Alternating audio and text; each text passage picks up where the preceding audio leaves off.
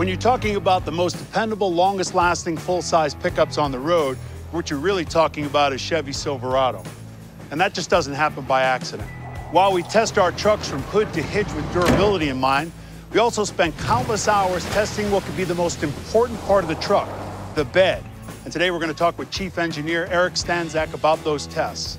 Hey, Eric. Hey, Howie. How you doing? Great, thank you. Okay, the bed of the truck, very important. Yes, the bed and what it's made of matters so much because this is the part of the truck that takes all the abuse. Now, I know the Silverado bed is made of high-strength steel. The Ford F-150, aluminum? Did I hear that right? That's right, Howie. Silverado has a roll-formed, high-strength steel bed floor. Ford F-150 has an aluminum bed, two very different materials. Okay, so how do they compare? We run our trucks through a variety of durability tests, including the bed, which I'm about to show you. We took a section from the steel bed of a Chevy Silverado and we dropped a 17-pound wedge on it to see what would happen. We then ran the same test on the Ford F-150. Wow. The wedge punctured the aluminum bed of the F-150 and it did not puncture the roll-formed high-strength steel bed of the Chevy Silverado. That's a big difference in damage between the two trucks. But Eric, these tests are run in a lab.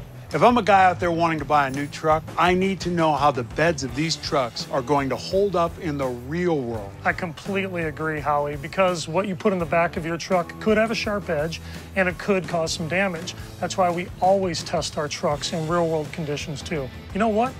We should run our own test. Now? Yeah, right now. Let's go do it.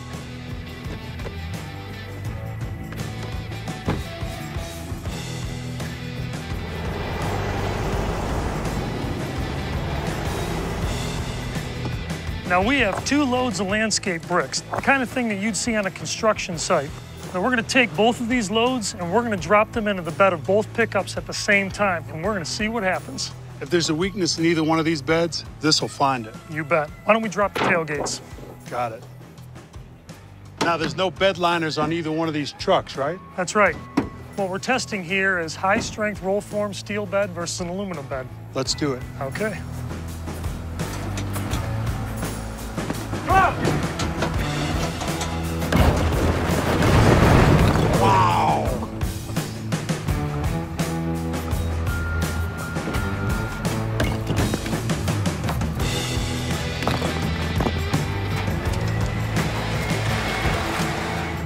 So let's see what we got, Howie.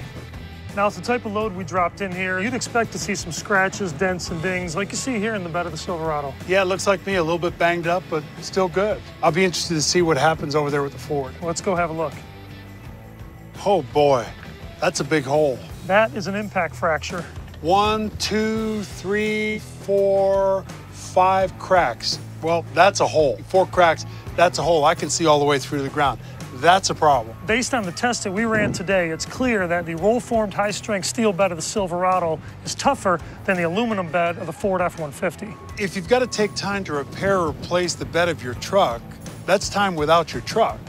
And what if these holes in your bed end up causing damage to cargo or equipment that you're hauling? You know, something else we discovered when we ran this test is it doesn't take a huge load to put damage into this bed. Let me show you. A toolbox. Yep. Really? That's right. Watch. Oh, boy. See? Put a hole right in the bed. Amazing. All right, let's see how the Silverado does. Just a dent, held up well. Just a dent. That's right. I have to tell you, all this would really make me think twice about buying a truck with an aluminum bed, that's for sure. And this has been an eye-opening experience for me. Thanks for letting me see the strength of the new Silverado for myself. You're very welcome, Howie. It's been my pleasure. You got a pleasure.